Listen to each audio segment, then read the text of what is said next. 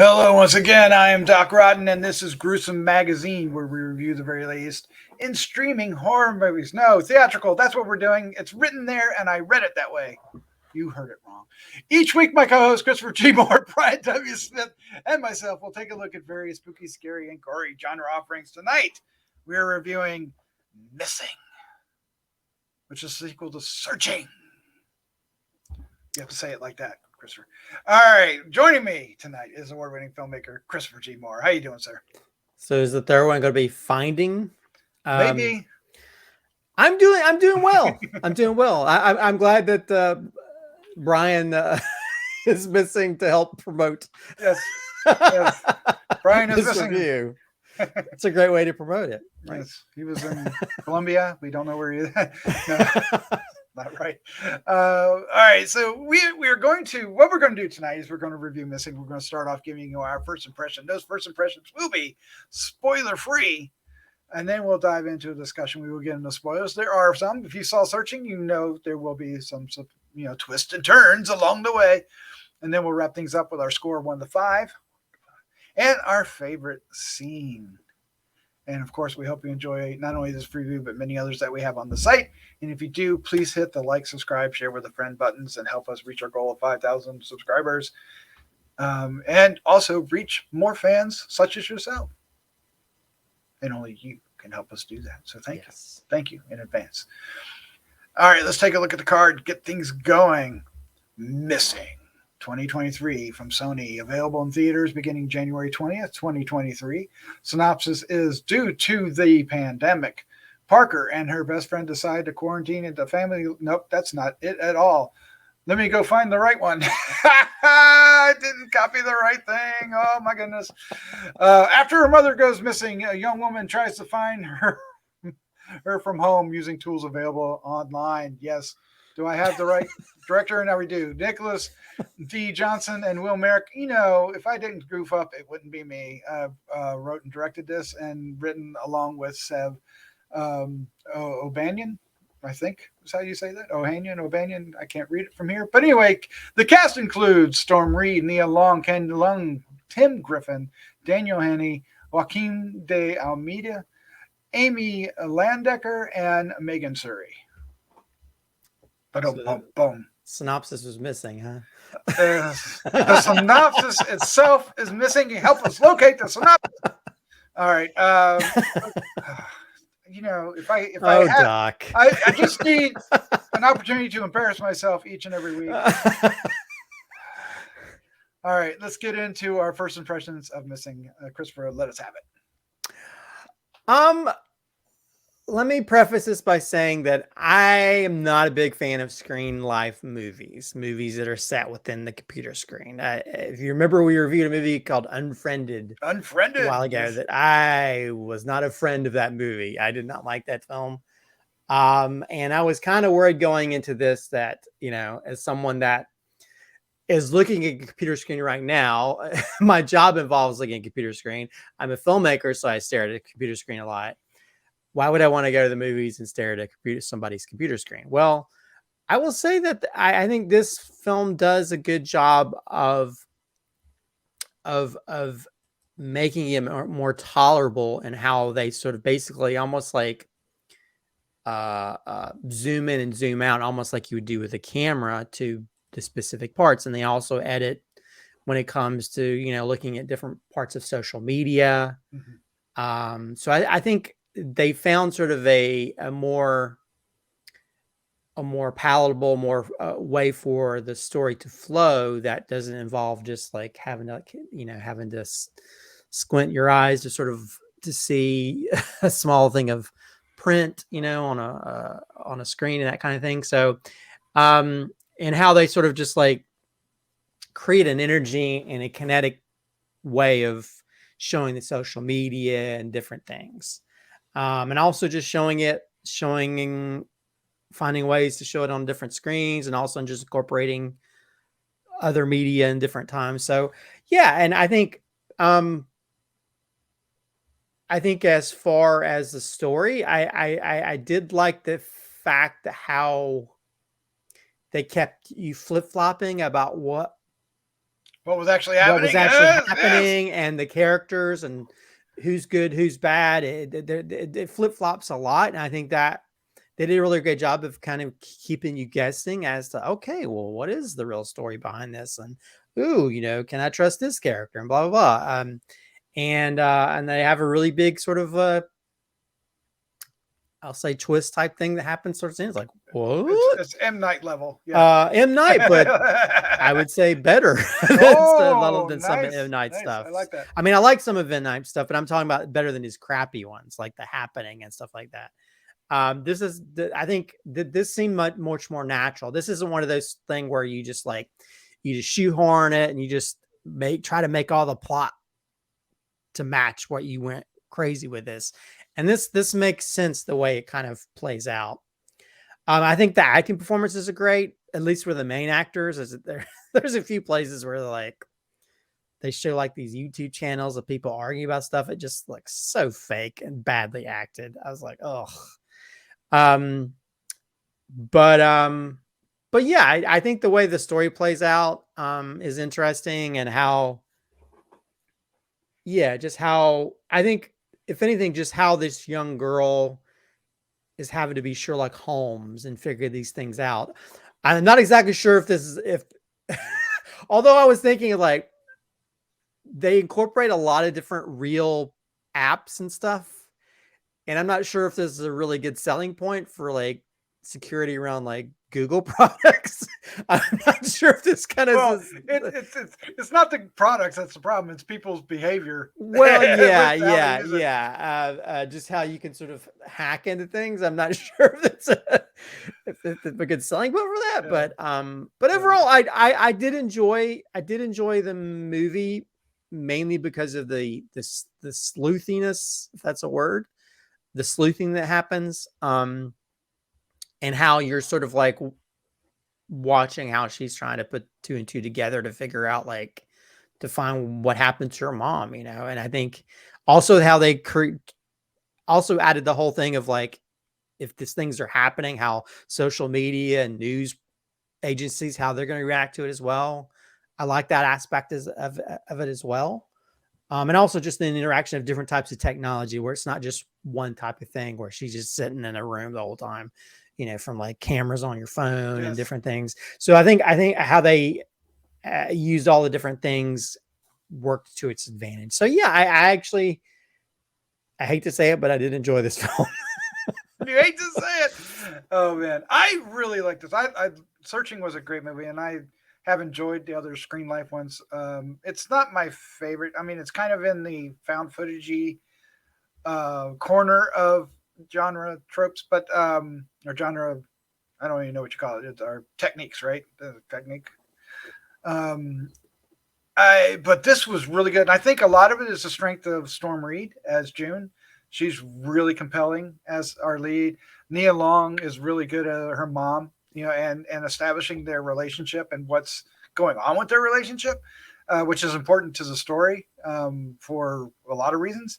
And then Joaquim de Almeida as Javi, her little contact in Colombia. Oh yeah, he's great. Or South America, wherever. Are they in Colombia or Argentina, wherever they're at? Colombia. Yeah, I thought it was Colombia. They, he's just really good, and there's a storyline that they share,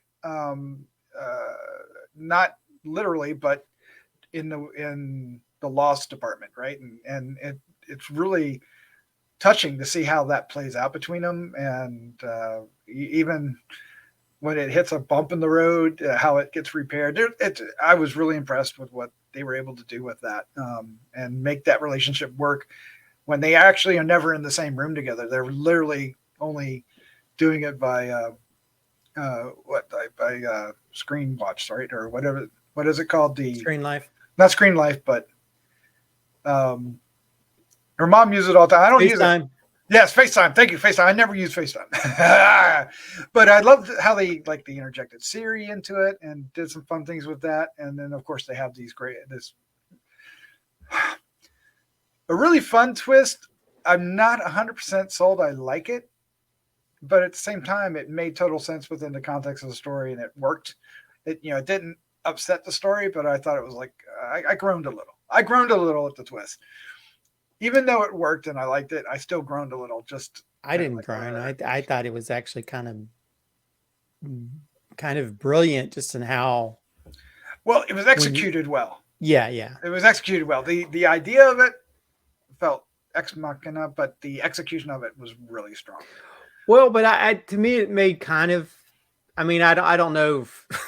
Well, let's get into spoilers. Let's go ahead and get into spoilers. From here on, we're going to talk spoilers. If you haven't seen it, we will spoil things. Go ahead. Well, I just feel like I'm not sure what he's going to get out of him being back, but I did that makes perfect sense. And I love how you have this situation to where there's sealed judge documents around her mom's situation. So that kind of throws shade on her. Like, okay, what the heck did her mom do? Maybe her mom did something horrible, Yep. And I think when you find out that it had more to do with her sealing it just to protect her and her daughter, almost like a, when the FBI like changes you and moves you to a different place and changes your name and try to keep you into like witness protection, that kind of stuff. Yeah. So I think that kind of worked brilliantly for the story, and I think this is one of those things where they keep peeling away the layers like, oh, wow, what? And you think one way, like, oh, no, it's not that. Well, oh, no, that's not even that. I was going all over the place. I was like, oh, God, what is the reality here? So I think for me, that kept me, regardless of my issue with how they're telling the story, it kept me invested because I was like, oh, I want to find out what happened to her mom, Yep. And I think, again, how they incorporated technology, and I think, just how she she's a very smart girl in this movie. She's definitely like I think a lot of kids probably would have given up right away. But I think in this one, she's so smart in how she uses technology to her advantage. Like she uses an app to get people to do chores for you, but uses it to try to get things, and that's how she meets that guy and makes a connection with him. And just the different, and even just like what I call the Chekhov Suri moment, which I was like, oh, that's perfect. I mean, I really like that series. I was like, that is just, and how just like, because your mom is such an idiot using Siri type stuff that ended up being like something that helped save them. And so things like that, I think it's really great storytelling. And I think regardless of my issues with this type of filmmaking, screen life type thing, it does take a lot of preparation to be able to pull this off, with her. I mean, and even just how they, because I think if it's just like you're watching this video, like people are watching this video right now, you're just watching it normally. But I think how they, like, even just like when she's partying and it's going through all the different pictures on her Instagram and different things, people liking things or people posting videos, they made it so frenetic and kinetic. It made it kind of fun. It made it just different than just being stuck on a screen, and I think how they would zoom into things and zoom back out. And even like you zoom out, like, oh crap, we're watching the people that are watching her, And so I think there was some really brilliant ways that they told the story using whatever thing that they're looking at, or even just like you see the layers upon layers of other things, Yes, that's always fun. I also liked how they kept us guessing because the Kevin character was so ahead of what they were doing, because they had the actress that looked like her, and they did the bridge thing with the lock, which at first put him under high suspect, but then when they saw what they're doing, the lock, and he proposed, it made him like, oh no, it's real. So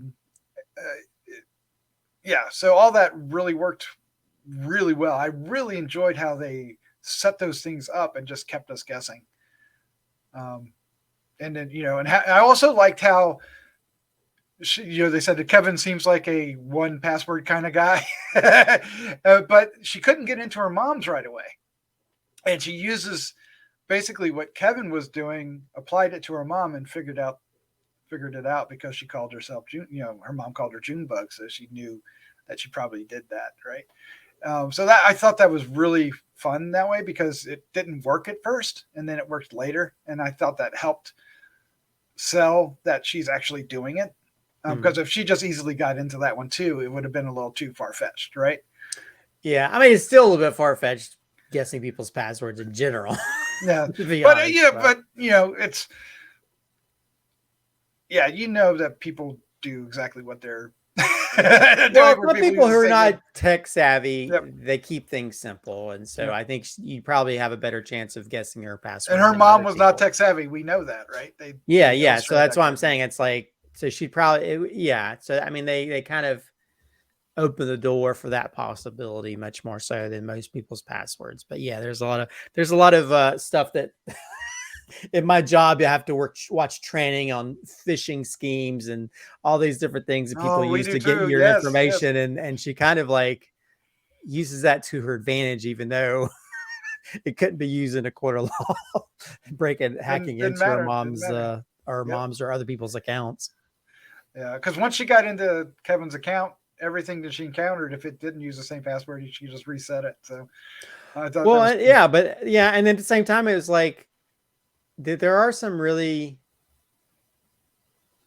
sad moments, you know, because you feel for this daughter character and you know her feeling like, oh man, I didn't even say goodbye to my mom. And they're like, I think, and it's the weird thing is like that one part where she's going through all the videos on that dating app. I get a little teary-eyed watching that because you know she's thinking like this might be the last time I see my mom, you know, in these little videos and stuff. But again, all that stuff is also not just random things, or it's a little bit of exposition in her figuring out like, oh well, what is my mom not telling me, you know? Yeah, and it was all set up with the loss of the dad, you know, and she's watching the edited video from before. Yeah, and we don't know that second half, and that adds a whole lot more to it as well, you know. Right. And so I think it was really well written, and of course it's written and directed by the editors of the first movie, and I think that helped. Well, I mean, I think once you've dipped your toes in it, you kind of figure out, okay, what ways can we improve on this? What ways can we make it more cinematic without it, you know, without being like edited? And I think how they use the technique of going through like you're going through different pictures and things like that. They did a really good job of sort of like not making it so boring and just staring at a computer screen. So I think they've learned how to improve on that. Although I haven't seen Searching, and I'm not sure I will, but I would recommend Searching. Searching is really maybe good. I'll really and there's a little bit of searching in the beginning of this. It's actually part of the little program you're watching at first. And the first of it has, it's about the searching thing. The guys show up at the end where they pull him out of the car. That was all the end of Searching. So was it? Okay. Spoilers for Searching, but it's well worth exploring. So let's go ahead and wrap this up. Let's give our score 1 to 5 and our favorite scene. You start us off, Christopher. I enjoyed this much more than what I expected. And I think it just comes down to they've sort of like are really honing their craft when it comes to telling these type of stories using that screen life method. That's not just all batten down the hatches and everything being, so secure. They're allowing it to be more kinetic in how they show things. So I'll give it a 3.5. Oh, nice. Okay, that's good. Out of 5, because I did enjoy it. I did have issues with some things, especially acting in a few parts with the random people that pop up and at some point you do things. It's like, okay, that looks like a fake video or fake app. Mm-hmm. But yeah, as for favorite scene, I think hopefully this isn't spoilery, but I think when the filmmaking changes, and you find out what it is, because I was like, oh wow, they changed it up. Oh, okay, now I know what they're doing. And I was like, okay, that's kind of brilliant. So I kind of like how they sort of played around with I don't know if they did that in Searching, but I think no, they did not. No, I think how they played around was like, okay, why did they switch to like cinematic why is it being all cinematic all of a sudden? I was like, okay, now I see why. So I think, yeah, I thought that was kind of like, that was the thing. Okay. I give the filmmakers props for that. It was actually kind of genius. It was, and it was also the reveal of that was really well done. The way they hid a certain aspect of it, and then it's like, oh no, that's what's happening, and then I agree. That's a great scene, and it might have been my favorite scene as well. But I enjoyed the hell out of this. I was January 2023 is surprisingly good between Megan and this. Great genre offerings, and next week we'll get Infinity Pool, which I hear good things about from Sundance.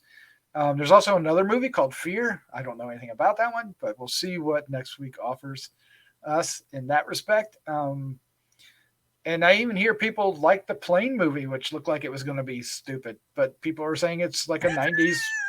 Like, well, I might have to go see Plane now. I don't know what's happening, but because January, I don't expect this, right? I don't expect a lot of good content in January, but I think we're getting it. I'm going to give this a 4 because for me, it all hinges on the performances from Storm Reid, Nia Long as well. I will say Ken Leung when he's, especially like when the communications back and forth, really strong. He's like endearing, but yet creepy at the same time. It's really strange. It's really unnerving, but yet you could see how, Grace, the mom, Grace would be attracted to his character. So it's really interesting. And then James, the father, there's some stuff there, but anyway, my favorite scene, so I liked Javi quite a bit. So anytime Javi was on the screen and they were interacting, I really liked, but especially when they were talking about his son. Mm-hmm. And that whole back and forth. And it was really emotional because it's just basically focusing in on FaceTime, right? That they're using. But both of the characters were, you shared a bond, and you also realize why he was so eager to help, right? Other than getting his $8 an hour or whatever he was getting. He was like $4 an hour instead of $48 an hour from the other guy. But anyway, I really like that. And I also like the aspect that she turned on him when he tried to, he didn't agree with her about something, and she turned on him. Yeah. And then later they had to reconnect, and you could see that, you need to hang up. There's a whole aspect of it when he's traveling later. And I just loved that connection,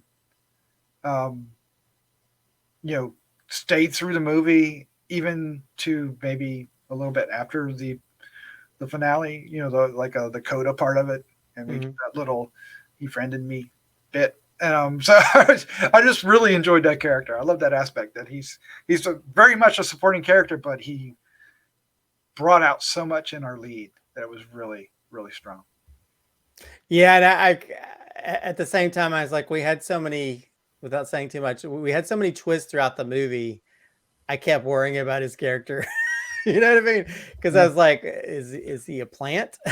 I was worried he was like part of it too. Yeah, I would be so mad if he'd been like somebody he was just like was monitoring and you know what I mean. I did suspect the other person as being a part of it. Yeah, but I didn't suspect it in the way that person may be involved in it. Yeah. But yeah, I always thought that she was a little fishy. Spoilers. But there you go. That's our review for Missing. We hope you enjoyed it. Please let us know what you think in the comments down below. It did make, it may not have topped the weekend, but it did make enough for a profit. So it is a profitable movie at this point. Yeah, although I will say it's only PG, so it definitely doesn't have a lot of.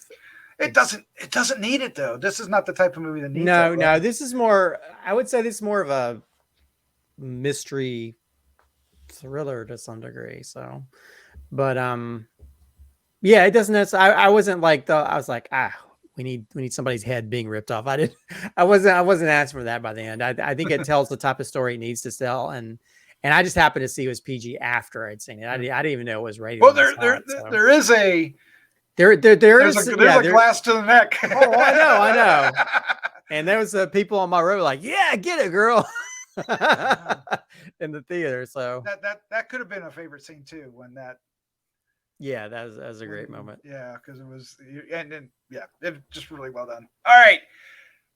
Wow, Christopher, thank you for joining me. This was so much fun. No problem, no problem.